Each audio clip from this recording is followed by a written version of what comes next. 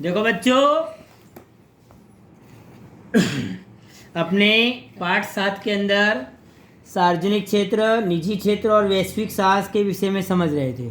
उस दिन मैंने आपको फर्स्ट वीडियो के अंदर सार्वजनिक क्षेत्र किसे कहते हैं और उसके लक्षणों की चर्चा की थी। आज अपने सार्वजनिक क्षेत्र के विभिन्न स्वरूपों के बारे में समझेंगे। देखो बच्चों, सार्वजनिक क्षेत्र के स्वरूप 3 हैं। एक है विभागीय संचालन, दूसरा सार्वजनिक निगम और तीसरा सरकारी कंपनी।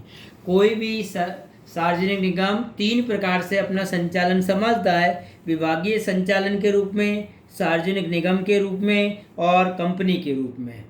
आज अपने विभागीय संचालन यानी सरकारी विभाग के विषय में समझेंगे, गवर्नमेंट डिपार्टमेंट के बारे में। सरकार हमेशा अपना कामकाज अलग अलग विभागों द्वारा संभालती है बच्चों। ऐसे किसी सरकारी विभाग द्वारा जब संचालन किया जाए सार्वजनिक क्षेत्र का, तो उसे अपने विभागीय संचालन के रूप में जानते हैं बच्चों। सार्वजनिक क्षेत्र की इकाइयों का संचालन सरकारी प्रतिनिधियों द्वारा किया जाता है, सरकारी अधिकारियों द्वारा किया जाता है और समस्त कर्मचारी सरकारी कर्मचारी कहे जाते हैं बच्चों। सरकारी विभाग केंद्र अथवा राज्य सरकार द्वारा संचालित होते हैं और इनकी मालिकी केंद्र सरकार की, राज्य सरकार की अथवा नीति नियम के अनुसार इस प्रकार की मालिकी होती है। जैसे कि अपना केंद्र सरकार यानी भारतीय डाक, तार विभाग, रेलवे विभाग, ये सब क्या है बच्चों, सरकारी साहस कहे जाते हैं, ताकि विभागीय संचालन के रूप में काम करने वाले सरकारी विभाग कहे जाते हैं। अब इनके लक्षणों के बारे में समझेंगे बच्चों। देखो, इसके 5 लक्षण हैं बच्चों। सरकारी विभाग के लक्षण 5 है, टोटल 5 ही लक्षण। अब सरकारी विभाग के जो लक्षण हैं 5 उनके अपने चर्चा कर लेते हैं बच्चों। देखो, पहला है वित्त की व्यवस्था। देखो बच्चों, ये लक्षण मैंने बताए। पहला है वित्त की व्यवस्था, दूसरा है हिसाबों की सुरक्षा, तीसरा कर्मचारियों की पसंदगी या चयन, चौथा है सरकारी संचालन और अंकुश और 5वां उत्तरदायित्व। ये 5 लक्षण के बारे में समझना है बच्चों। सरकारी विभाग के 5 लक्षण। तो पहला है वित्त की व्यवस्था। देखो बच्चों, विभागीय संचालन के उद्योगों के वित्त की व्यवस्था संबंधित सरकारी अनुदान पत्र, जो बजट तैयार किया जाता है उस पर से होती है। सरकार जितना बजट तैयार करती है उस पर से हम फाइनेंस या वित्त की व्यवस्था करते हैं। सरकारी विभाग की आय या सरकारी खजाने में जमा होती है बच्चों। दूसरा है हिसाबों की सुरक्षा। देखो बच्चों, यहाँ सरकारी विभाग के हिसाबों की सुरक्षा संबंधित विभाग, उससे जुड़े हुए विभाग करते हैं। जितने विभाग जुड़े हो वो अपने आप व्यवस्था करते हैं और इसका ऑडिट किया जाता है और ऑडिट नियंत्रक या महालेखा परीक्षक द्वारा किया जाता है बच्चों। तीसरा है कर्मचारियों की पसंदगी। देखो बच्चों, विभागीय संचालन के कर्मचारी सरकारी कर्मचारी कहे जाते हैं। उनकी भर्ती, उनकी पसंदगी, उनकी नौकरी सेवा की शर्तें और अन्य सरकारी कर्मचारियों जैसी ही होती है, मतलब कोई ज़्यादा परिवर्तन नहीं बच्चों। चौथा है सरकारी संचालन और अंकुश। देखो बच्चों, सरकारी विभाग का संचालन और नियंत्रण संबंधित विभाग के मंत्री के प्रत्यक्ष देखरेख के अंतर्गत किया जाता है, अर्थात कि प्रशासनीय अधिकारियों द्वारा किया जाता है। प्रशासनिक अधिकारी द्वारा इसका संचालन किया जाता है और अंकुश भी रखा जाता है उनके द्वारा बच्चों। और 5वां लक्षण है उत्तरदायित्व। सरकारी विभाग के जितने भी कार्य हो सबकी जिम्मेदारी संबंधित विभाग संभालने वाले मंत्री महोदय की होती है और मंत्री सीधा उत्तरदायित्व संसद या विधानसभा के प्रति होता है बच्चों। ये हुआ सरकारी विभाग। अब बच्चों अपने चल रहे हैं सार्वजनिक निगम के ऊपर। अब देखो बच्चों, सार्वजनिक निगम किसे कहते हैं पहले समझ लेते हैं बच्चों। क्या सार्वजनिक निगम यानी पब्लिक कॉरपोरेशन संसद या विधानसभा के विशेष कानून द्वारा अस्तित्व में आने वाली कोई भी इकाई को अपने सार्वजनिक निगम कहते हैं। यानी संसद या विशेष कानून द्वारा, विधानसभा के विशेष कानून द्वारा अस्तित्व में आई इकाई को अपने सार्वजनिक निगम कहते हैं। इस कानून के निगम के अधिकार, कर्तव्य, अधिकार, दायित्व, कर्मचारियों की नौकरी के नियम सरकारी विभाग के साथ कानूनी संबंधों की व्यवस्था के अनुसार होते हैं बच्चों। जैसे LIC भारतीय जीवन बीमा निगम, AI इंडियन एयरलाइंस, एफसीआई यानी फूड कॉरपोरेशन ऑफ इंडिया और गुजरात राज्य शाला पाठ्य पुस्तक मंडल, ये सब निगम के अंतर्गत काम करते हैं बच्चों।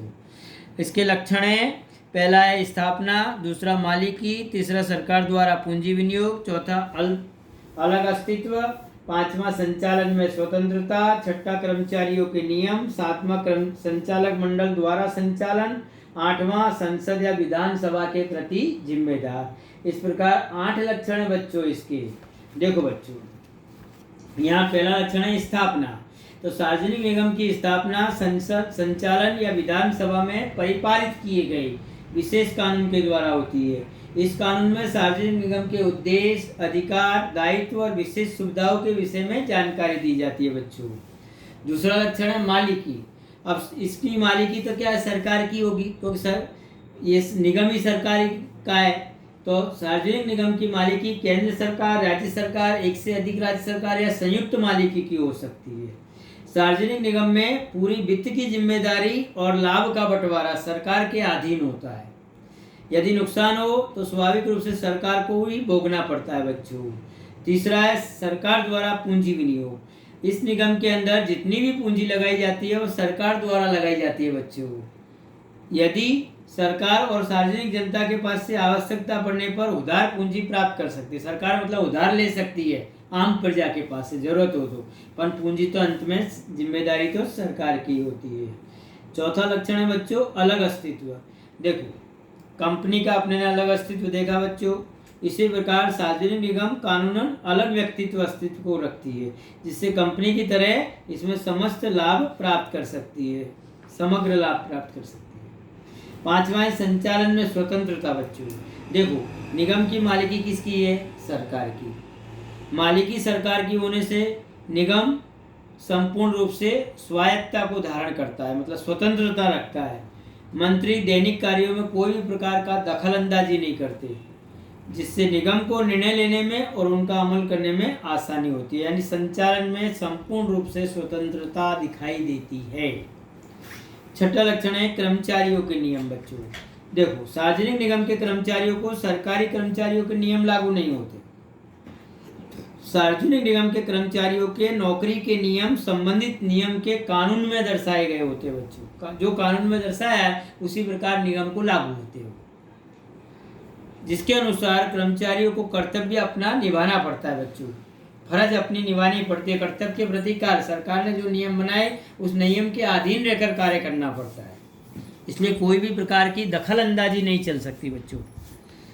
सार्वजनिक निगम के संचालन के लिए सरकार कई बार डेप्यूटेशन या अधिकारियों को प्रतिनियुक्ति के रूप में रख सकती है, डेप्यूटेशन के रूप में रख सकती है बच्चों। सातवां लक्षण है इसका संचालक मंडल द्वारा संचालन बच्चों। देखो, सार्वजनिक निगम का प्रशासन संचालक मंडल ही संभालता है। बोर्ड ऑफ डायरेक्टर, संचालक मंडल। सरकार संचालक मंडल की नियुक्ति करती है। एक तो सार्वजनिक जीवन में व्यस्त व्यक्ति, सफल व्यवसायी व्यक्ति, कुशल हो, ऐसे व्यक्तियों को ही चुना जाता है, बीमार व्यक्तियों को नहीं। संचालक मंडल नीति का निर्माण का कार्य करता है, प्लस व्यवस्थापक उनका अमल और नीति के अनुरूप दैनिक कार्य को संभालता है बच्चों। और आठवां लक्षण है संसद विधानसभा के प्रति जिम्मेदार। निगम की कार्यवाही का अहवाल संसद या विधानसभा के समक्ष रखा जाता है बच्चों। इसलिए निगम ग्राहकों को और आम जनता के पास से अधिक लाभ को कमाने का कोई उद्देश्य नहीं रखता। इस तरह संसद और विधानसभा का संपूर्ण रूप से इस निगम पर अंकुश होता है बच्चों। देखो बच्चों, सार्वजनिक क्षेत्र के स्वरूप में तीसरा विभाग है सरकारी कंपनी।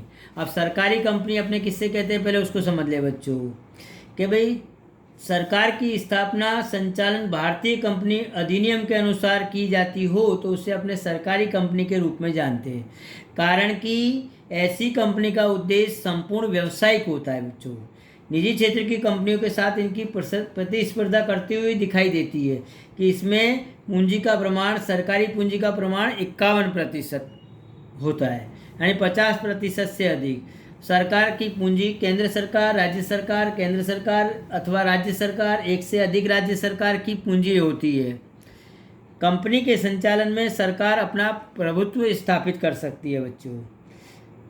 सरकारी कंपनी के शेयर राष्ट्रपति के नाम से लिए जाते हैं बच्चों, अपना राष्ट्रपति प्रेसिडेंट के नाम से। बहुमती शेयर धारक सरकार का होने से कंपनी के संचालन पर सरकारी अंकुश रहता है बच्चों, इसलिए ऐसी कंपनी को हम सरकारी कंपनी कहते हैं। इसके 8 लक्षण है बच्चों। पहला है स्थापना, दूसरा अलग अस्तित्व, तीसरा पूंजी, प्रशासन, कर्मचारियों की पसंदगी, सदस्यों की नियुक्ति, ऑडिटर की नियुक्ति, पूंजी प्राप्त करने की व्यवस्था और नीति विषयक निर्णय बच्चों। इस प्रकार इसके 9 लक्षण हैं बच्चों सरकारी कंपनी के। अब सरकारी कंपनी के 9 लक्षणों के बारे में आपने समझना है बच्चों, एक एक करके समझेंगे बच्चों। देखो, पहला लक्षण है स्थापना। सरकारी कंपनी की स्थापना भारतीय कंपनी अधिनियम के अनुसार की जाती है बच्चों। दूसरा लक्षण है अलग अस्तित्व।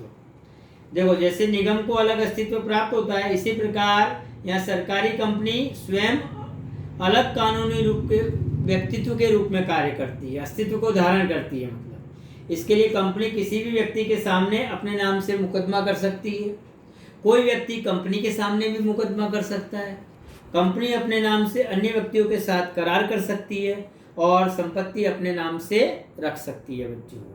तीसरा है लक्षण इसका पूंजी। मैंने अभी उपरोक्त व्याख्या में बताया कि सरकार की पूंजी कम से कम कितनी होती है, 51%, बाकी की पूंजी अलग से होती है। प्रशासन यानी संचालन।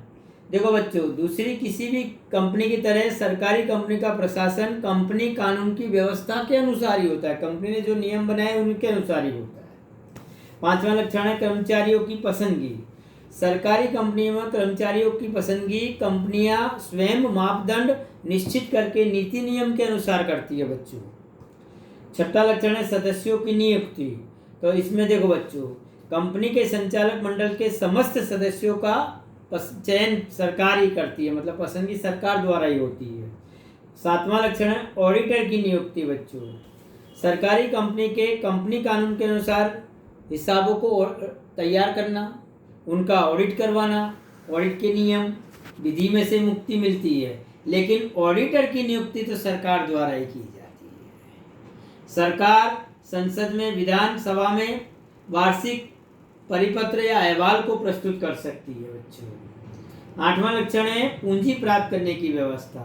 देखो बच्चों, सरकारी कंपनी के अंदर आवश्यक पूंजी सरकार अथवा एवं निजी शेयर धारकों द्वारा वितरण की गई शेयरों में से प्राप्त की जाती है, मतलब शेयर होल्डर उससे प्राप्त की जाती है। सरकारी कंपनी आवश्यकता अपने अनुसार अपनी पूंजी सार्वजनिक प्रजा से भी प्राप्त कर सकती है बच्चों। और 9वां लक्षण है नीति विषयक निर्णय, यानी सरकारी कंपनी में नीति विषयक निर्णय संबंधित विभाग के मंत्री द्वारा लिए जाते हैं बच्चों। अब देखो बच्चों, आपको बुक का पेज नंबर 77 के अंदर विभागीय संचालन, सार्वजनिक निगम और सरकारी कंपनी के बीच अंतर दर्शाए, उन अंतरों को भी तैयार कर लेना है बच्चों।